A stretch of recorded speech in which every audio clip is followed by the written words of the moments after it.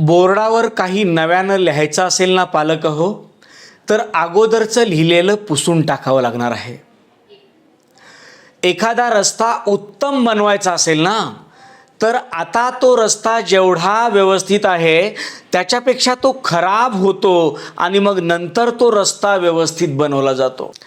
जेव्हा जेव्हा काहीतरी नव्यानं घडावावं, काहीतरी नव्यानं करावं असं वाटतं ना, तेव्हा तेव्हा जे अगोदरचं आहे त्याला पुसून टाकणं हे सगळ्यात महत्त्वाची गोष्ट आहे. आपल्या विद्यार्थ्याच्या जीवनातही अशाच पद्धतीनं सुधारणा होत असतात. नव्या गोष्टी शिकण्याची इच्छा कुणाचीच नसते. विद्यार्थ्याला शाळेत यायला कधीही आवडत नाही, त्याला ही सवय आपल्याला लावावी लागणार आहे. 2-4 दिवसाचा गॅप पडला तरीही पुन्हा विद्यार्थी रडारड करणार आहे. पुन्हा आपल्याला नव्यानं सवय लावावी लागणार आहे. कारण मूळ गोष्ट अशी आहे की आपल्याला या नव्या गोष्टी शिकायची इच्छाच नसते. ज्या गोष्टी शरीराला चांगल्या आहेत ते खायला आवडत नाहीत. ज्या गोष्टी शरीराला चांगल्या नाहीत त्यांची इच्छा खूप होते. शरीराला चांगल्या गोष्टी खायला शिकवाव्या लागणार आहेत. आपण जो टिफिन देताना शाळेमध्ये तो त्यांची खायची बिलकुल इच्छा नसते. बाजूच्या टिफिनमध्ये काय आहे ते खायची इच्छा असते. काहीतरी चटपटीत असेल ना तर ते खायची इच्छा असते. मग या सवयी आपल्याला लावाव्या लागणार आहेत. वर्गामध्ये शांत बसणे ही त्यांची मूळ प्रवृत्ती नाही आहे. वर्गामध्ये शांत त्यांना बसवावं लागणार आहे. शिक्षक सांगतायत ते ऐकायची त्यांची मूळ इच्छा नसते. माझ्या पद्धतीनं दंगामस्ती करणे हा मला आवडणारा भाग आहे, हा त्यांचा मूळ स्वभाव असतो.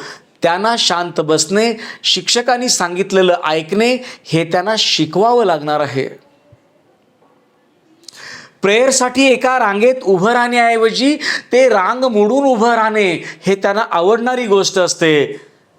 त्यांना प्रत्येक गोष्ट नव्यानं शिकवावी लागणार आहे. हे शिकवण्यासाठी जेवढा उशीर होईल तेवढा बोर्ड जास्त भरेल, तेवढं जास्त पुसावं लागणार आहे. आणि म्हणून पालकांना माझी विनंती आहे की मी माझ्या बच्चूला खूप उशिरानं शाळेत पाठवेन, 6 वर्षाचं झाल्यावर पहिलीत डायरेक्ट पाठवेन, अशी मानसिकता आता सोडून द्या.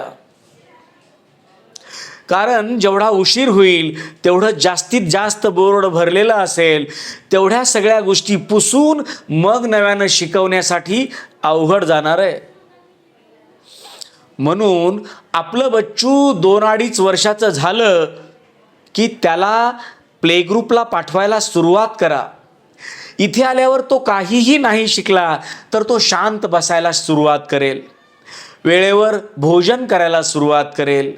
शिस्तीत भोजन करणे, आपला टिफिन पूर्ण करणे म्हणजे काय या गोष्टीची त्याला कल्पना यायला सुरुवात होईल. प्रेयरसाठी कसं उभं राहायचं आहे हे त्याला समजायला सुरुवात होईल. आई वडिलांपासून 3 तास दूर कसं राहायचं आहे याची मनाची तयारी सुरुवात होईल. काही गाण्यांवर डान्स कसा करायचा आहे हे तो शिकायला सुरुवात होईल. खूप छोट्या गोष्टी वाटतायत तुम्हाला, हे तर मी घरी शिकवेन ना सर असं वाटतंय पण तुम्हाला, पण तसं नाही होत. एका विशिष्ट वेळेला प्रेयर होणे, एका विशिष्ट वेळेला त्यांचा टिफिन देणे, एका विशिष्ट वेळेला त्यांना पाण्याची बेल होणे आणि त्या वेळेला त्या गोष्टी करणेच. डान्ससाठी त्यांनी बाहेर येणे, या प्रत्येक गोष्टी जर पर्टिक्युलर वेळेला त्यांना शिकायला सुरुवात झाली ना तर सुरुवात होणार आहे. हा व्हिडिओ खास करून मी त्या पालकांसाठी करतो आहे ज्या पालकांना असं वाटतं की माझं बच्चू अजून खूप लहान आहे, मला प्ले ग्रुपला त्याला टाकायचं नाही आहे, नर्सरीपासून सुरुवात करेन मी. नका करू प्लीज. आम्हाला याची कल्पना आहे की प्ले ग्रुपच्या विद्यार्थ्याला सांभाळणं सर्वात जास्त कठीण असतं. कारण बाळ खूप लहान आहे. अगदी शी कधी करायची हे पण त्याला क्लिअर नाही आहे. अनेकांना प्रॉपर व्यवस्थित बोलता येत नाही आहे. पण लक्षात घ्या, याच वयात जर त्यांच्या वयाच्या विद्यार्थ्यासोबत ते जेवण केले तर जास्त पोटभर जेवण करणार आहेत, कारण बाजूच्यानी टिफिन फिनिश केला आहे, मी पण करणार. याच वयात त्यांच्या वयाच्या विद्यार्थ्यासोबत ते डान्स करतील, सोबत राहतील, तर त्यांचा बौद्धिक, शारीरिक, मानसिक सगळ्या पद्धतीचा विकास वेगानं होणार आहे. आणि घरात त्यांचे मित्र कोण आहेत दुसरे? आई आणि वडील. वडील तर 12 तास कामाला जातात, केवळ आई. तर इथे मात्र त्यांचे बरेच मित्र असणार आहेत.